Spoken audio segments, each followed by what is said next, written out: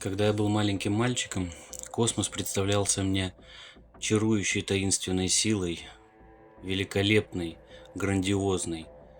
И было стойкое чувство уверенности в том, что скоро тайны космоса откроются человечеству и жизнь людей изменится.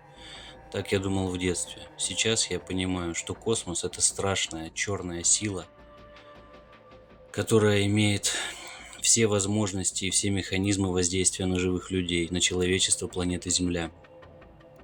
Об этом очень трудно говорить, но то, что я хочу рассказать, в действительности имело место быть. Это произошло со мной. Сейчас я утверждаю, что космос открывает перед человеком бездну, на краю которой мы осознаем свое ничтожество. Сейчас, в наше время, несмотря на освоение ближнего космоса, постройку космических станций, радиотелескопов, телескопов типа Хаббл, все равно мы находимся даже не в колыбели освоения космоса. Мы находимся в эмбриональном беспомощном состоянии, и космические силы могут делать с нами все, что угодно. Итак, что я хочу рассказать? Это произошло со мной 2 года назад, когда я в составе этнографической экспедиции находился на одном из островов архипелага Бали. Остров назывался Ламбок. Там мы пробыли 2 или 3 дня.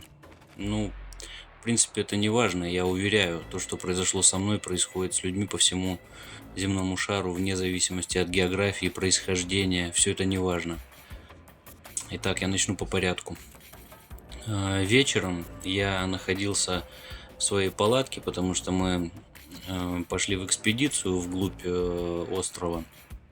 В поиске различных этнографических всяких артефактов, как то наскальная живопись, петроглифы и так далее.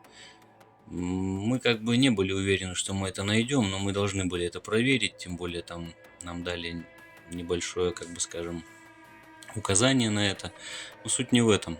Я пребывал в палатке, и я погрузился в непонятное состояние не транса, но я слышал, как кровь прилила к ушам, стал слышать стуки своего сердца. Я очень удивился, потому что никогда раньше не мучился давлением. Я испугался, потому что подумал, что, возможно, это лихорадка, малярия или еще что-то угодно. И тут я услышал в ушах легкий, едва уловимый шепот, который звучал на моем родном языке, но где-то отдаленно, как эхо какое-то, я слышал и другой язык, другой голос. Но что это за язык, я сейчас не могу сказать. Он состоял из щелкающих, булькающих звуков, которые сливались в единую такую какофонию, но тем не менее я слышал и речь на своем языке. И этот голос сказал мне: «Не бойся, это не малярия». Я вздрогнул, удивился, потому что, действительно, поймите тоже мое состояние, как это так услышать чужой голос в голове. Потом мне сказали, что я не должен бояться, все, что происходит, мне не навредит. И тут я увидел вспышку, но вспышку эту я увидел не где-то осязаемо, а эта вспышка, как будто она была на роговице моих глаз, и я увидел ее как будто изнутри. Меня попросили подтвердить то, что я видел эту вспышку. Я в состоянии испуга сильно зажмурился, раскрыл глаза, но тем не менее вспышка эта не пропала, и мне сказали, еще раз повторили: подтверди вспышку. Я сейчас не смогу это объяснить, почему я сказал подтверждаю, но тем не менее я сказал, вспышка пропала. Я стал чувствовать, как мое тело погружается в какой-то такой как будто в теплый кокон, как будто я пребываю в большом невидимом целлофановом пакете. При этом дышать я мог свободно, но мне было страшно, и в ушах постоянно звучало: «Не бойся, не бойся, не бойся, не бойся». После этого я услышал, что моя кроветворная система работает с небольшими нарушениями. Я почувствовал резкий укол в области печени, и тут же мне сказали, что теперь она функционирует нормально. Для меня это было шоком. Потом эти голоса прекратились. На утро когда я проснулся, я попросил одного из своих товарищей, я сказал ему, ну, я попросил, чтобы это все было конфиденциально, только между мной и им. Я сказал ему, что я ночью слышал некие голоса. Я прошу тебя, понаблюдай за мной, ну, будь рядом со мной, потому что я сам себе не могу это объяснить. Я испугался в том плане, что, ну, обычные люди здоровые, они не слышат голоса в голове, которые с ними как-то взаимодействуют. Тем не менее, вот это вот произошло. Через день я заснул, опять появилась вспышка в глазах. Меня попросили подтвердить вспышку, я подтвердил ее и провалился в состояние глубокого сна. Я чувствовал, как мое тело, оно или мое сознание, ну, сознание, ведь сон это путешествие сознания, проносится буквально тысячи световых лет. Я оказываюсь в атмосфере гигантской планеты океана. Я смотрю с высоты, наверное, более десятка километров. Подо мной огромный океан, и кто-то шепчет мне в ухо: ты на самом краю галактики. После этого я проснулся, но голос в моей голове, он продолжил со мной разговаривать. Он сказал мне, что путешествие производил как бы не я сам, а квантовая модель моего сознания, которую они создали для меня, чтобы защитить меня.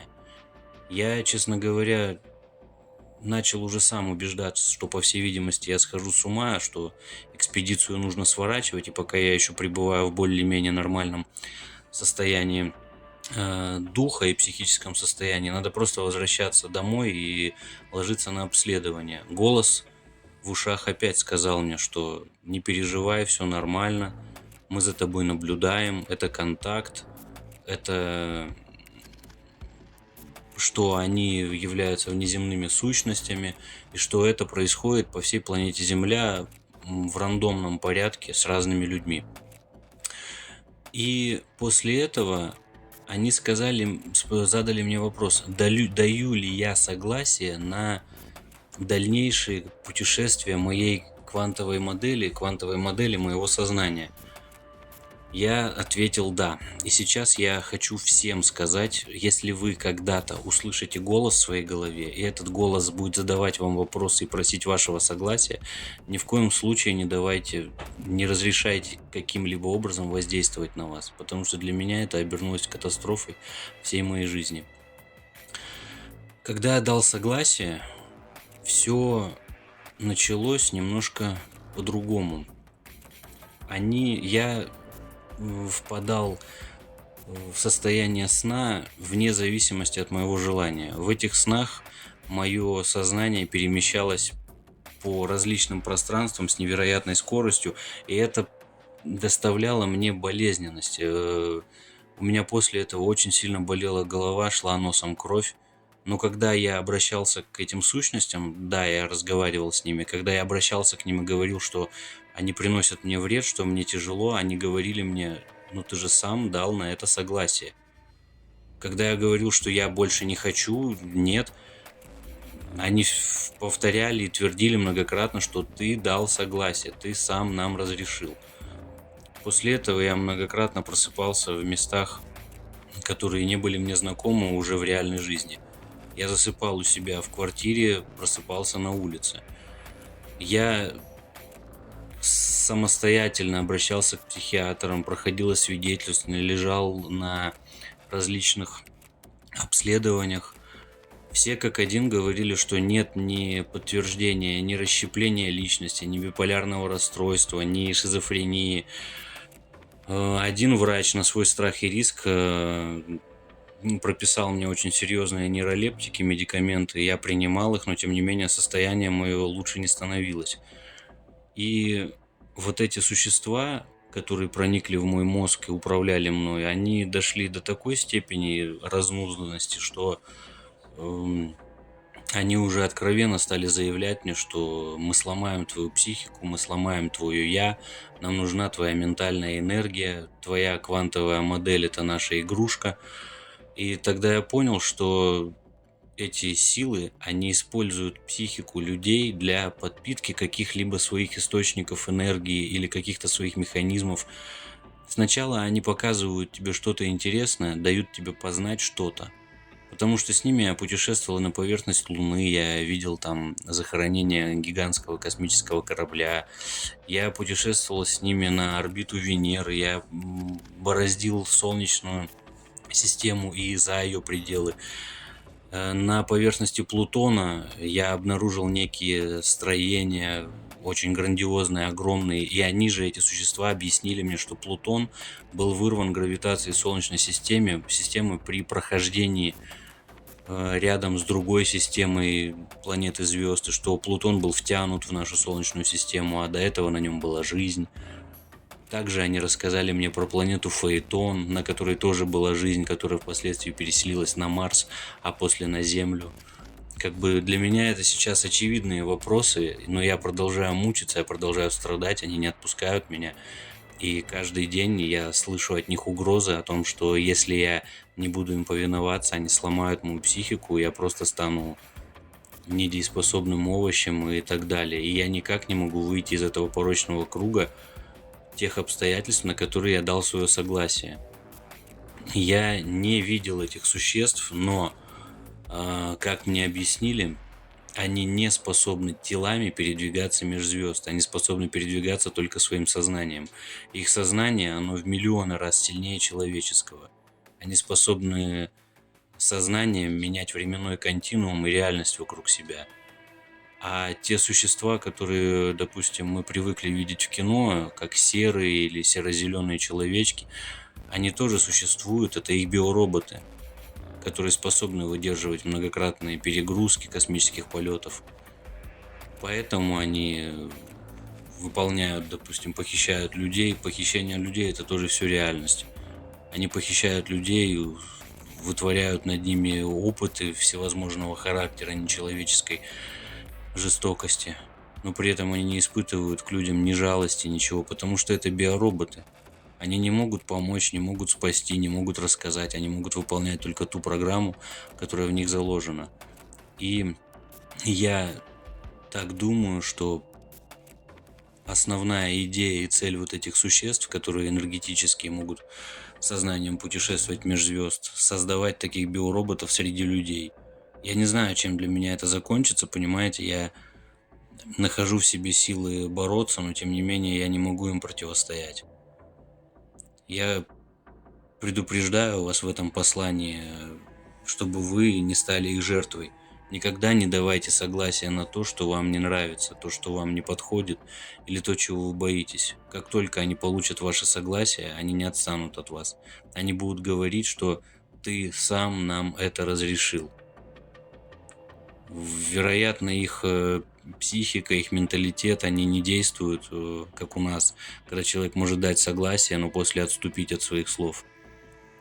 Возможно, они участвуют в каком-то планетарном или вселенском сговоре, возможно, с нашим правительством, с нашим окружением, которое разрешило им проводить такие эксперименты на людях.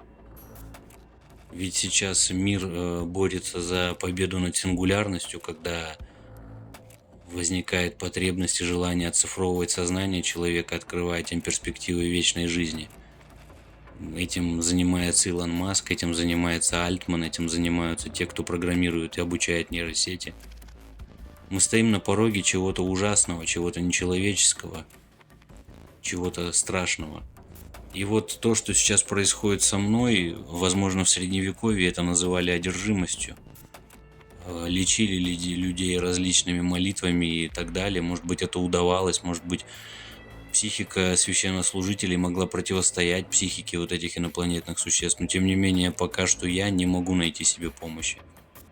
Я не знаю, чем закончится для меня вот это вот послание. Я сейчас нахожусь в подземном подвале, усиленном плитами и металлокерамическими блоками. Пока что я не ощущаю на себе воздействия этих сил. Но, возможно, как только я выйду из этого своего бункера, который я э, получил, скажем так, в наследство от своего дядюшки, бредившего холодной войной. Возможно, они узнают, они прочтут мои мысли и узнают, что я оставил это сознание, и для меня это закончится очень плохо. Но тем не менее, я должен поделиться тем, что произошло со мной. Воспользуйтесь этим и осознайте то, что космические сущности наблюдают за нами. Мы находимся под непрестанным их взором. И кого они завтра выхватят на свои эксперименты, это неизвестно. Поэтому противостоите, умейте противостоять этому. Мобилизуйте всю свою волю в кулак и скажите: «Я не подопытная мышь. Я не позволяю никому оказывать на меня воздействие». Они боятся этого, но как только вы дадите свое согласие, пеняйте на себя.